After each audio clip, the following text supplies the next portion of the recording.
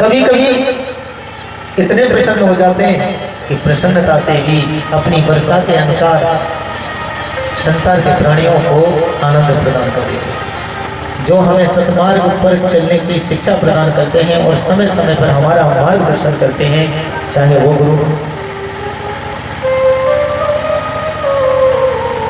और चाहे हमें इस लोक से उस लोक में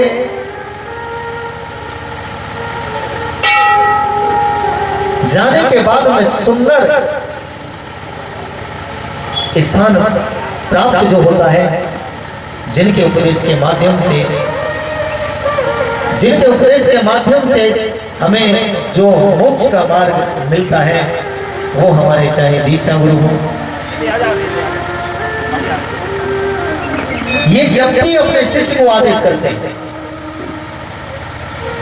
कि बेटा जाओ, आप इस काम को करो, तो निश्चित ही उसमें कोई ना कोई समाज का कल्याण अवश्य छुपा हुआ होगा।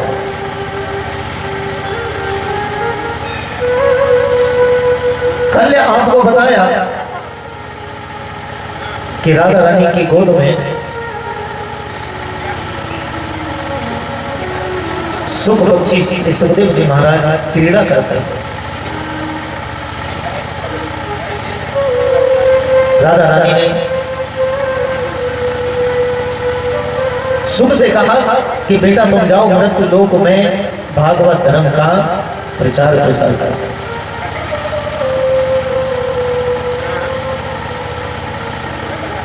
उन्हीं श्री सुखदेव जी महाराज ने आज मृत्यु लोक में सुख पक्षी और पक्षिणी के गर्भ से अंडे के रूप में प्रकट हो। माता पार्वती ने प्रभु से आग्रह किया कि हमें अमर कथा सुनाइए, और पूरी अमर कथा सुनने के बाद में छोटा सा नन्हा सा पक्षी जो बिगली डंडा से प्रकट हुआ, कथा श्रवण करके वेद व्यास जी की पत्नी बिरगा देवी जी के गर्भ से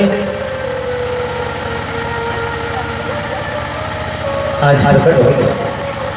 यहाँ करके ऐसी सुंदर कथा सुनाई कि 7वें दिन राजा परीक्षित को श्री सुखदेव जी महाराज ने मोक्ष प्रदान कर दिया।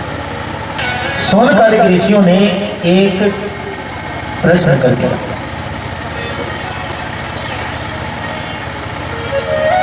आप ध्यान से सुनें। ऋषियों ने पूछा कि ऋषिवर ये परीक्षित कौन है और ये किसके पुत्र है, और 7 दिन में मरने का इन्हें श्राप क्यों मिला। श्री सूत जी ने कहा, परीक्षित के जन्म के प्रसंग को सुनाना मैं आवश्यक नहीं समझता। मैं परीक्षित के जन्म को सुनाना इतना आवश्यक नहीं समझता, लेकिन फिर भी अवश्य सुनाओ। बोले क्यों? बोले केवल इसलिए कि जिस मानव की कथा परमात्मा से संबंध जोड़ दे,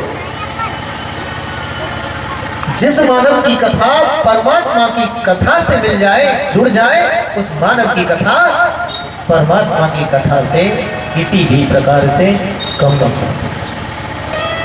या फिर ये कह लीजिए कि जिस मानव की कथा से परमात्मा की कथा का उदय हो जाए,